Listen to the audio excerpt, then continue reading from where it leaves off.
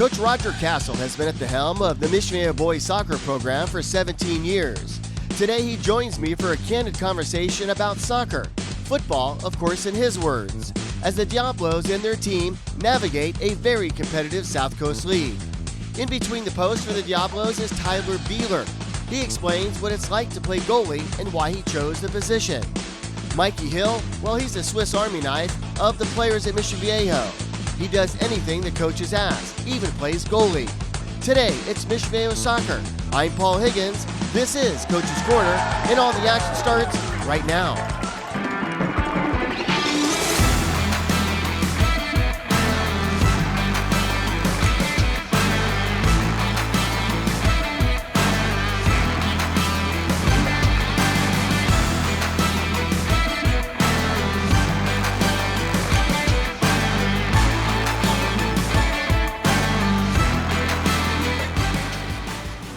Coach, you've been here 17 years. Yes. And I was just talking to you about the season and the history of Mission Viejo. It's not easy to get in the playoffs, and it's even harder to get to a championship. Why is that in this area? It's a pretty obvious question, but why is it? I think it's because it's very even in soccer. The schools that have expanded through enrollment, and also I've noticed that the coaching is incredibly elevated at the D2, D1 area. Yeah. And that, they park the bus when they think you're going to score. So, and then you've got, San Clemente, there, thanks to Mike, he laid the foundation for that, Mike Bronier. They've been a powerhouse. Your thoughts about the style of soccer? You've been here 17 years, and I'm not sure if you were here when this was a grass field. I remember it was a grass field, right? I was. So that kind of changed the game a little bit, right? Kind of, sort of. But how, in essence, has boys soccer changed over the years? Has it gotten bigger, faster, stronger, more finesse? Tell me about that. I think that high school soccer is a very direct game where there's the physicality. However, there is a lot of technical players, particularly at the Latin schools. We play Santa Ana. They're good, very good on the ball. But I think it comes down to soccer in the United States has grown exponentially. And so there's boys that have been playing since they were 5. So that creates competition. Do you find in your soccer program that the athletes just play one sport? I know there's a lot of coaches that say, hey, play multiple sports. I know Mission Viejo was one of those schools. Mm-hmm. Do you find that in your program, are they playing one sport, or are they diversifying a little bit and playing other sports? It depends on the year. In the freshman year, you see them maybe they try football. Mikey did. And then as they grow, they realize they have to spend a lot of time away from school on their game, and it's with all the pressure they've got with today's education, block schedules, it's very difficult. I always think that the one thing is play a team sport, soccer, football, and then try and select a singular sport, golf, tennis, running. You run against yourself. But that pressure and that team vibe that sometimes doesn't work, then you take it to your next team. So, but it's down to year. Freshman year, I think, yes, they do. You have the pleasure of coaching here for 17 years, but also you're coaching with your son. Oh, absolutely. So tell me about coaching with your son and how that is. I have learned so much from him, because I was the old school, knock it down the field, da. Well, he's taken he's at the USSF high level, he's at the state level, so he's taught me the idea, if you keep the ball, don't worry about that. That's okay. But it's a good thing. It's a good feeling. I talk to him every day. Your thoughts, you're not having the season that you exactly want this year, but you've been here, you know the ups and downs. Sure. Coach, when you're not having a great season, how do you keep the boys interested? How do you keep you interested and motivated? Okay, keeping the boys interested is a challenge. I think the other thing too is, particularly in soccer, there's a big influence outside of high school that want them back. MLS, they can't play. We've got a boy here who wants to play high school soccer, but he can't get released from MLS next. So that's it for me. You know, and motivation for me, you know, it's in my blood. I got to tell you, I'm a little tired this year, but we're going to get through it. Yeah. So this year, San Clemente, obviously, who you played today, they're a very good team. Oh, yeah. What's it going to take in the next couple of years to get to that level again? Because the South Coast League changes so often. But as you said, Mike has done a good job building this program. How do you build that program within? And again, attendance is down. People are changing schools a little bit. I think that's the one thing that, first of all, encouraged me to coach high school soccer. Because you get to change roster every year. For instance, San Clemente that won league this year, we tied them for second last year. And that's what I like about it. You get all these pieces of the puzzle. This freshman team, they're going to be okay. They're going to be good. So I don't prescribe to this, well, we got to go recruit, Get what you take, and sometimes, just sometimes, the chemistry's not there, and you can't force it. Yeah. Your thoughts about playing defense? You've got some great goalies. I know that Mikey Hill, he filled in the game that I was at, and Tyler is back today in between in between the posts. Sure. Your thoughts about the defensive side of playing soccer? Okay, that's a good. I'm glad you brought that up because my son loves to play defense, suck him into our half of the field, and hit him on the counterattack. That's tough to sell. With a team that really can only play in their half of the field the year round. And also, you know, you sometimes there's a question, parents, do these guys know what they're doing? They're still in their half of the field. So I got used to it. I deal with it. But I think it's part of, you know, I was very, very lucky when I was a kid, and I was told, you can't win games until you're difficult to beat. That's a good point, right? There's very few programs that are winning 5-4. Yeah. Shutouts are big when you're looking for results. Right. But not to digress, but that's the reason why I came into high school, because in high school, I believe we support getting all these students ready to go to college. Winning and losing's great, but when we get our alumni here with 42 guys come back, we've got a boy now that's playing in Peru, we've got a boy that's playing in Miami, we've got now, obviously it's a combination of what he's doing away from school, but that's what drives me. More so, in club soccer you got to win. Here, don't get me wrong, it's nice to win. But my motivation is we're in an educational environment. 17 years, long time. How much longer do you want to do that? You said you're tired this year because maybe it's not the season you want, but how long do you want to continue coaching? Oh, my son told me I'll get a wheelchair with big wheels. You're not going anywhere. And you get tired, but you know, it is what it is. Yeah. I worked in oil and gas. I worked in Prudhoe Bay. And try that one on for size. This is, you get a few parents getting irate. Yeah. Well, I got to ask you about that, Coach. Sure. Because I'm a parent, and I'm not a helicopter parent. I think we know what that is, right? I'm not one of those helicopter parents. So what do you say to the parents? Like, hey, my son's not playing. Why is my son not playing? What do you say to those parents? Or if the parent says, hey, you should coach this way, you should coach that way. This is Coach's Corner. Tell us about that. My response to them is, first of all, I always listen to the players. I'm here because of the players. I'm here to help the players get better at football, not to help a parent become a better parent. That's not my pay grade. Has there been a famous quote famous saying that you go by that you rely on? Yeah. Okay. What is? Quick. I like it. What is it? Well, I'll say football. Okay. Football is not a matter of life or death. It's more serious than that.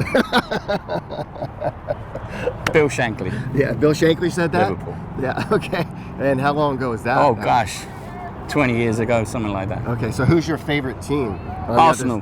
Okay, Arsenal. Who's your favorite player? Of all time? Is there one? Thierry Henry. Okay. And who do you play for? So Arsenal. Arsenal. Well, that's an obvious thing, We right? take it, actually, I don't know whether you want to put it in your program, but we've got a team from Salford, comes here to play us, Salford Schoolboys. Oh, I would love that. From Manchester.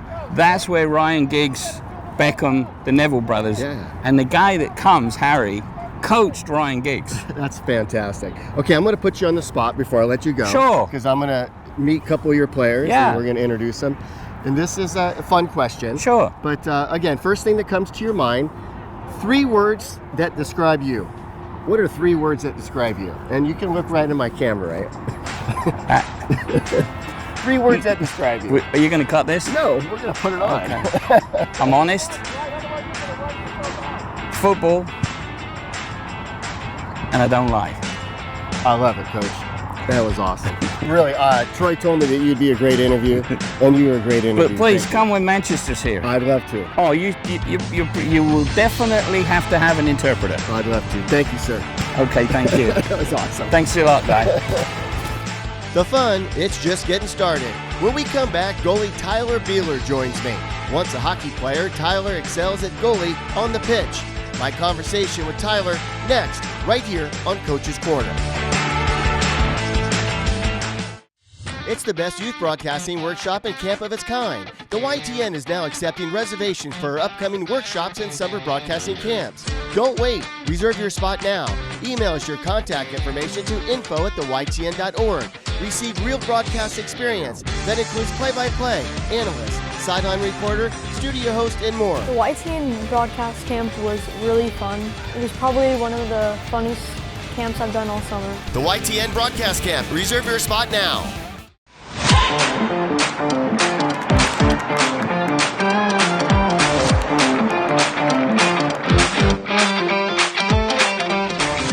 Tyler, your coach is a kick in the pants. Yeah, right. He can be. Right? Yeah. So he brings this charisma, this certain attitude. Tell me, as a player, does a head coach matter? Oh, it absolutely matters. Head coach brings a bunch of positivity, a bunch of negativity, always brings in the good stuff, the bad stuff. He gets us going. We have lunch every day, so he gives us a big speech at lunch, which really gets our team excited, keeps us in check. So I think he's a really, really important part of our team. Now, when I first met you today, I asked, hey, any other sports? I said, watch out, the football team's going to find you, right? And you got a great football program. Yeah. How did you decide on soccer? I've been playing soccer pretty much my whole life. I've played for probably 10 years now. And I started out, I kicked my freshman year, and I just didn't enjoy it. I didn't find it a good thing for me, so I just continued playing soccer and just loved it. Yeah. So I've just stuck with it ever since. So you're in between the posts, and that is a high impact intensity job, right? Yeah. It's very intense, right? There's no action, and then there's a lot of action. Yeah. Can you tell me what happens when it's in between the action? What's going on in between those years? In between the action, I just like to think what's going to happen next. Try to get ready, for if a break happens and I have to come out and make a play, or if we score. I'll talk to the team too. I'll talk to my back forward just to make sure they see everything, just to keep them updated. Make sure there's nothing they're not seeing. So is it safe to say that you're kind of like the quarterback of the team? Yes. And you see the game differently than the rest of the players. Can you explain that for the soccer people and the non-soccer people? Yeah, I mean, obviously I'm the last line of defense, so I get to see the whole field. And everyone really depends on me to talk to them to see what they can't see, because a lot of the times the defenders are faced the other way and they can't see. Obviously, they don't got eyes in the back of their head. So I play an important part back there to keep them in and keep them updated. When you're playing, are you thinking 1 step ahead, 2 steps ahead, 3 steps ahead? And does that kind of matter, and I'm sure it does, on what the score is. Yeah, definitely what the score is. If we're down, if we're up, I like to just keep one step ahead, keep it simple, do the simple things right. Just stay focused, don't get distracted. If I think too far ahead, then I'll make small mistakes. So if I just do the easy things right, it works just fine. I don't know if it's going to happen today, but what if there's a penalty kick? What if there's that opportunity for the offense to go left or right on you? How do you guys know which way to go? It's a 50-50 shot. Right? Yeah, those are difficult, but it's really about the shooter's body position. Okay. So if they come out wide, then they're probably going to go their right, my left, and if they just come straight in, they're going to go left. Yeah. Last Friday, I had a PK on me, and I guessed right, but I couldn't get it in time. Okay. It went off my hands and in. So I asked Coach what has been the main difference over the years in boys soccer, and he's been here 17 years, and I asked him about the speed of the game, boys getting bigger. Yeah. Tell me what you think the difference is, maybe when and if your dad played soccer. Yeah, my dad never played soccer. It was my mom. Okay. That's where I got my soccer genes from. But it's definitely become a more physical game in high school, where compared to club, it's a little more technical. But it's definitely grown since it has over the years. Well, let's talk about that physicality of the game. Do you enjoy, I know you're in between the posts, but it gets physical for you too, right? Yeah. Do you enjoy that aspect of the game, and do you wish the referees would let that play a little bit further, or is that not good? Sometimes it's good, sometimes it's not. When we played San Clemente last, I got slide tackled in the first 5 minutes and had a bruised foot for the rest of the week, so thank God they called that one, but I like to come out on corners and kind of knee people every now and then, so I like the physical part. The refs have a big thing about protecting the keeper, so I mean it's whatever they call and whatever's the right thing to call. Yeah. If you weren't a soccer goalie, what sport would you be doing, do you think? If someone said, "Hey, Tyler, you got to make a choice," we don't have soccer anymore in our school. Yeah, I would probably go back to hockey. Okay. I played hockey for a couple of years when I was playing soccer at the same time, and I had to choose one or the other, and I took the soccer path. Okay. So if I would have to give up soccer, I would probably just go right back to hockey. Okay, and then for you, why in between the posts? Why did you pick that spot, or did someone pick it for you? I used to play striker when I was younger, but then our goalie got hurt, so I stepped in goal and then just picked it up ever since. Yeah. And I just kept getting better and better. And I don't think people realize that is a position too that takes a lot of conditioning. I know the other boys are moving up and down the field quite a bit. Yeah. But you're moving quite a bit as well. Yeah, it may not seem like it. We're always walking around in the back a lot, but when we get a lot of action in the game, it's tiring. It's a lot of core, getting up and down, jumping up in the air, diving on the ground. It takes a toll. So I have a couple young boys, and I always wish that they played soccer. Yeah. For some reason, it didn't click. The benefits of soccer, do you think, for children, 7 years on up? 5 years on up? I think it's great. It's a great team aspect. It's definitely a team sport. You can't do it by yourself. You learn good leadership, and it's just a good community. And the soccer community is one of the best. Tyler, I got to ask you another question about this, because normally I'll have a coach that's winning a CIF championship or winning league, and we want to pay homage to them, and they're doing really well. You guys aren't doing great right now, right? Yeah. But you guys are hanging in, and the program can turn at any time. How do you hang in there at this late of the season and have a good attitude? I like to play for my brothers, my seniors, that it's their last year, so I want to play hard for them, make sure they have a good last year, even though it's not going so well.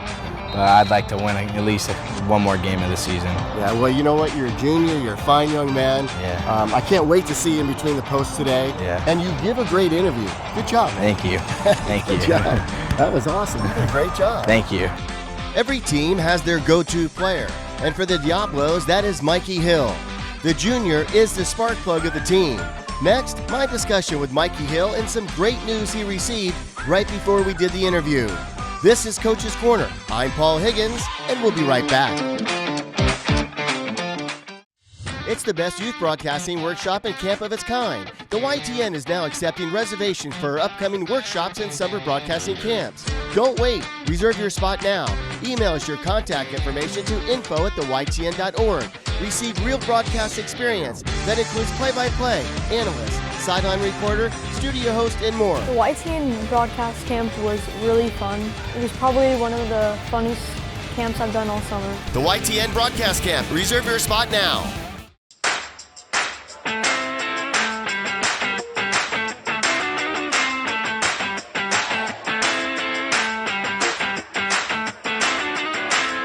Mikey, I understand you're like the Swiss Army knife of Mission Viejo soccer. Yeah. Last game I was here, you were in between the posts. Today, you're going to be out on the field, trying to score and play some defense, right? Yeah. So tell me about that mentality of coach says, go do this, and you go do that. Well, I've always been that player that's like, even since I was young, I've always been that player that's just been open for anything. And I have some experience. Pretty much, I worked my way up from the back. So I started as a goalie, and then I just worked my way up the ranks, as you could say. And it was definitely a big challenge for me because not really having that many varsity minutes and then going up to a full game in between the posts, it's unnatural. It's not what I do. But obviously I performed, and I do whatever's best for the team. That's who I am. I noticed that in between the posts, the last game I was here, you guys tied 2-2. Yep. And you did something that I thought was really interesting. After you caught the ball, saved, you would, and then you kicked it away, you would tell everyone to tell me what you're doing when you're calming people down, slowing the action down, or tell me what that is. So obviously when either a big save happens or a save happens, everyone around you sort of is hyped up, and that can be a good thing and a bad thing. But in the moment of the game, we're back at that point, and it's sort of a 1-1, it's sort of a tense scenario. And as a keeper, my job is to express to the whole team, because I see all the field. And it was really just at a time when we just needed to calm down. So that's kind of my job, to just signal to everyone that we just get the ball on the ground and keep playing how we were playing. I was talking to Tyler about that. You guys do see the field differently. It's like the end zone shot in football, right? You Yep. can see the play develop. You can see the action develop. What are you seeing that we're not seeing in the minds of a goalkeeper? Well, in my mind, I'm sort of seeing where people have space to turn, where the open space is. So whether I throw it out or I place a punt, I'm kind of just looking where they have the time to set my teammates up for the best possible chance at creating a goal or creating an assist opportunity for my team. That's kind of what I do when I'm looking out at the field. Mikey, obviously you are a gifted athlete. You do anything coach asks you to do. Why soccer, and then how did you end up playing soccer? So I was originally born in the UK. Okay. That's where I'm from. And it's kind of just born into us, sort of. My dad played all when he was growing up. So as soon as we moved over here, as soon as I hit probably 3 is when you're about walking, I was kicking a ball, doing everything. So I've been playing soccer since I was 3 years old. And I mean, it just stuck with me. And now we're here, and I just love the game. It's my passion. And I was talking to Tyler about that. I said, hey, you might not be having the greatest season right now, but he says, you know what? I'm playing for my brothers. I'm playing for these guys out here. And that's really what it's about. It's soccer, man. The coach says it doesn't matter if we're winning sometimes or losing. It's soccer, and it's what we do, and it's what you do. Can you tell me about that love of the game? And you're not going to win every time. Yeah. I have had a very unlucky club season. We've gone on a bit of a losing streak recently, so I'm very accustomed to the law being on the losing side of things, which isn't always good for the mentality. And obviously with our high school season, we're kind of on that track of losing, which is never good, and it really brings down our morale.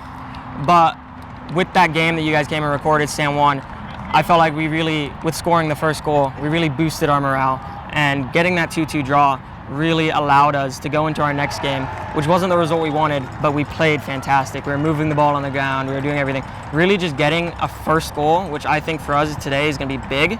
Getting that first goal will change everything for us. So you're going to be not in between the posts today. Nope. Will you stay on the field the entire game, or how will that work with you?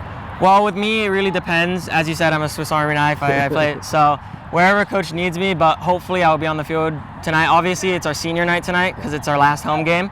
So we're hopefully going to get some of our seniors out there playing, moving the ball. Obviously, they're our brothers, and it's going to be really sad to see them go.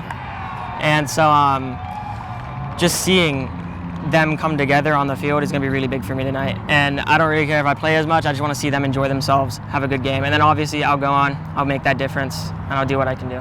Well, it looks like your Froshoff team just scored their first goal, so that's a 1-0 game against San Clemente. And again, San Clemente having a fantastic year. Your thoughts about the desire to play soccer, and as a little boy, he's coming over from the UK. Would there have been another sport that you might have played as you grew up, or was it just soccer all the way? Well, freshman year, I tried a bit of American football. Okay. Tore my hamstring, decided not to go back. So after that, I've kind of just focused on soccer. Haven't really gone to any other sports.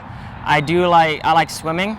Swimming's a big thing for me. It also heals all the muscles. Yeah. So yeah, that's kind of what I do.